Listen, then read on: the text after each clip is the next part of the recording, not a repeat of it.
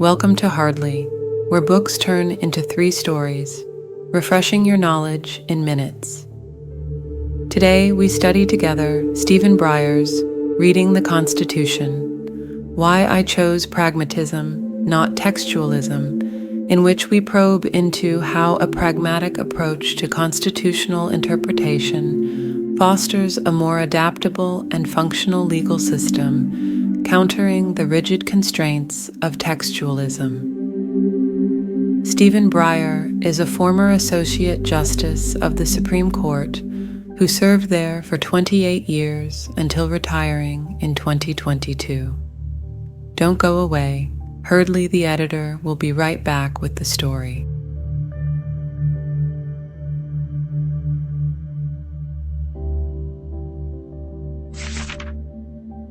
Let me walk you through 3 stories that perfectly illustrate how a pragmatic approach to interpreting the Constitution can lead to more functional and just outcomes, compared to the often rigid and narrow confines of textualism. The first story is about a high school biology teacher traveling on a train from Nantes to Paris, carrying 20 live snails in a wicker basket. The train conductor insisted that she needed to buy a ticket for the snails, citing the rule that animals must have a ticket. The teacher, incredulous, argued that the rule was clearly meant for larger animals like dogs or cats, not tiny snails. The conductor, sticking to the literal text, replied that animals meant all animals, and snails are indeed animals. The dispute escalated, and it's easy to see why. The rule, as written, was ambiguous and didn't account for the size or nature of the animals in question. Here, a pragmatic approach would involve understanding the rule's purpose, likely to ensure that larger, potentially disruptive animals are accounted for, not to impose unnecessary costs on passengers transporting harmless creatures like snails. This story captures the essence of pragmatism. It's about asking why a rule exists and applying it in a way that serves its intended purpose, not just its literal wording. In the second story, we have a case where a city was trying to classify a houseboat as a vessel to bring it under Admiralty jurisdiction. The owner, living on this houseboat, argued that it wasn't a vessel because it was stationary, connected to utilities, and functioned as his home, not a vehicle for transportation.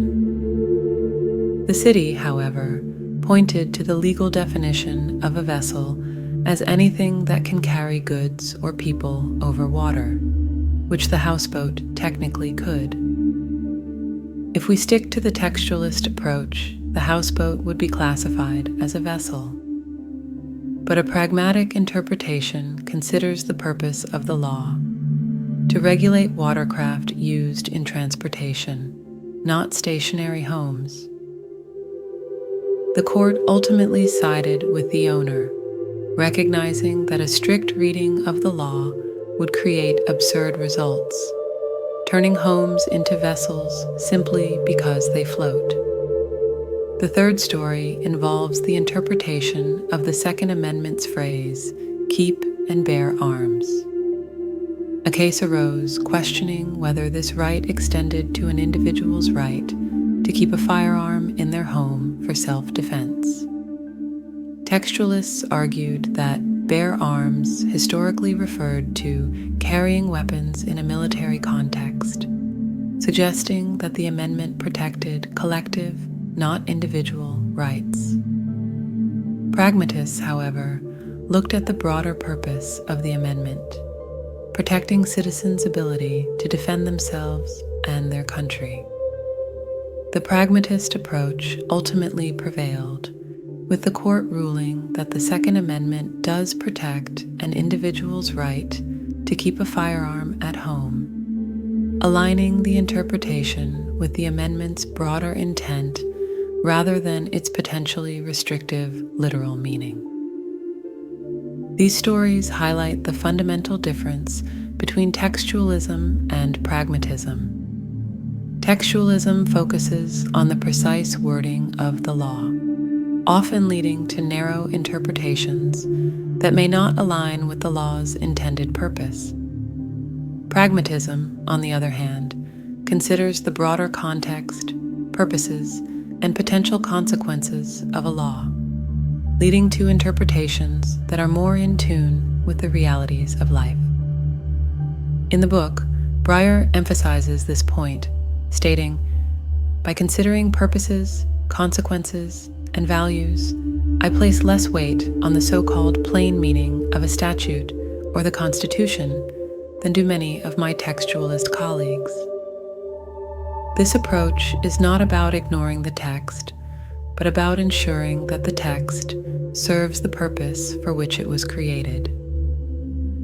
The key takeaway from these stories is that a pragmatic approach to constitutional interpretation allows the law to adapt to new and unforeseen circumstances, ensuring that it remains relevant and effective over time.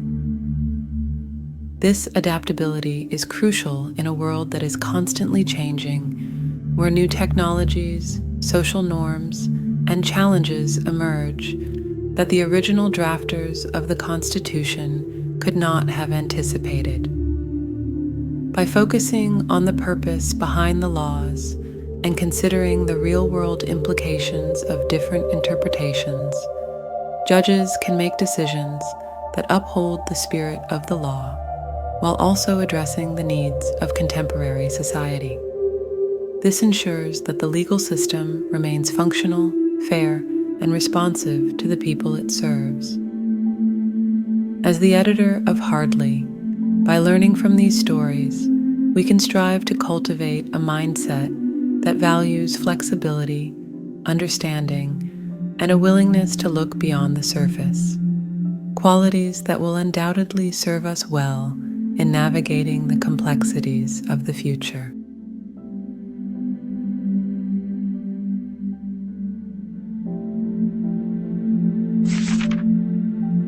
To wrap up, the key argument that a pragmatic approach to constitutional interpretation fosters a more adaptable and functional legal system becomes even more evident when we consider another compelling story from the book. In this story, the court faced a case about a Ten Commandments monument displayed on state capitol grounds. Opponents argued that it violated the Constitution's Establishment Clause, which prohibits government endorsement of religion. Textualists might argue that any religious symbol on public property breaches this clause. However, Breyer, taking a pragmatic approach, considered the monument's historical context. It had been in place for decades without controversy. Removing it could incite unnecessary division and conflict, undermining the Constitution's broader goal of promoting social harmony. The court ultimately ruled that the monument could remain, acknowledging that strict adherence to the text might have led to greater societal friction, contrary to the Constitution's deeper intent. This story illustrates how pragmatism allows for decisions that respect tradition and social peace, ensuring that the law evolves with society's needs rather than rigidly enforcing outdated interpretations.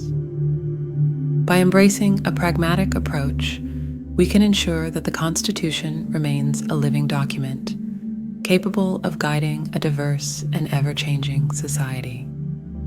It's a reminder that laws should serve the people and not the other way around. This balance between text and purpose is what makes the law both enduring and relevant. As the editor of Hardly, reflecting on these insights, we are reminded of the importance of considering the broader impact of our interpretations, a practice that can lead to wiser, more effective decisions in our future endeavors.